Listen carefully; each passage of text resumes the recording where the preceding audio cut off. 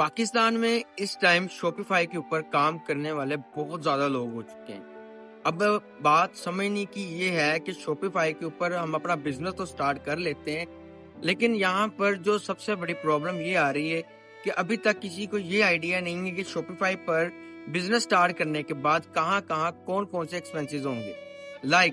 Shopify के ऊपर सबसे पहले आपको डोमेन परचेज करनी पड़ती है, उसकी होस्टिंग उनकी खुद की होती है शॉपिफाई की, या आपको कोई और होस्टिंग लेनी पड़ती है जो कि शॉपिफाई के साथ कनेक्ट हो जाती है। शॉपिफाई का अकाउंट साइन अप करना पड़ता है। अब ये तीन चीजों के ऊपर कॉस्ट कम से कम भी है ना 5 से 6 हजार रुपए आ जाती है। वो भी होस्टिंग अगर आप किसी से एक्सेस लें थोड़ी बहुत, तो उसकी बेसिस पर आप लोग 5 से 6 हजार रुपए मिनिमम कॉस्ट लगाकर अपना सेटअप तैयार करते हैं। अब 5 हजार 6 हजार रुपए ये लग गया आपका। उसके बाद आपको पता होना चाहिए कि प्रोडक्ट आपने कितने का परचेज करना है। अब पाकिस्तान के अंदर जो सबसे बड़ी हम मिस्टेक ये करते हैं कि जब हम प्रोडक्ट डिसाइड कर लेते हैं तो हम उसका ढेरों सारा सामान जो है ना वो परचेज करके आ जाते हैं। अब इतना ज्यादा सामान आप लोगों ने परचेज बिल्कुल नहीं करना।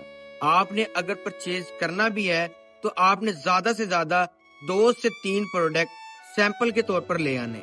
अब सैंपल के तौर पे वो प्रोडक्ट लाकर उनके ऊपर आपने क्रिएटिव डिजाइन करना है। जब आपका क्रिएटिव डिजाइन हो जाएगा उसके बाद आपने उसके ऊपर मेटा एड्स रन करनी होती है।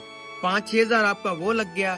प्रोडक्ट की कॉस्ट आपकी कुछ 4 से 5 हजार आ गई, समझ के 10 से 11 हजार रुपया आपका लग चुका है। उसके बाद आपने मेटा की एड्स रन करनी होती है अपने क्रिएटिव्स के ऊपर।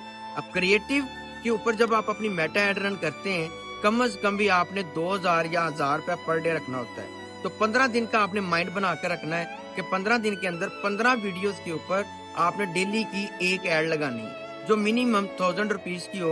अब 15 वीडियोस में से जो वीडियो आपको अच्छा रिजल्ट दे उस एड को आपने कंटिन्यू रखना है, बाकी एड्स को आपने ऑफ कर देना है। इस तरह से आप अपना कारोबार स्टार्ट कर सकते हैं और आहिस्ता आहिस्ता आपको समझ आना शुरू हो जाती है कि आज 10 ऑर्डर आए थे, 10 ऑर्डर आपने मार्केट से उठाए, उसको डिस्पैच किया और डिलीवर करवा दिया। इसी तरह से कंटिन्यूसली आप 1 महीना देखें कि आपका बिजनेस किस लेवल पर तक आ चुका है। जैसे ही आपको अपने बिजनेस का लेवल समझ आ जाए उसके बाद आपने स्टॉक इकट्ठा उठा लेना होता है। तो ये चीज याद रखिएगा, फिर ही आप शॉपिफाई का ई-कॉमर्स बिजनेस कर सकते हैं। अदरवाइज इस फील्ड में आप बेतुकी इन्वेस्टमेंट नहीं करनी, वरना आप नुकसान में जाएंगे।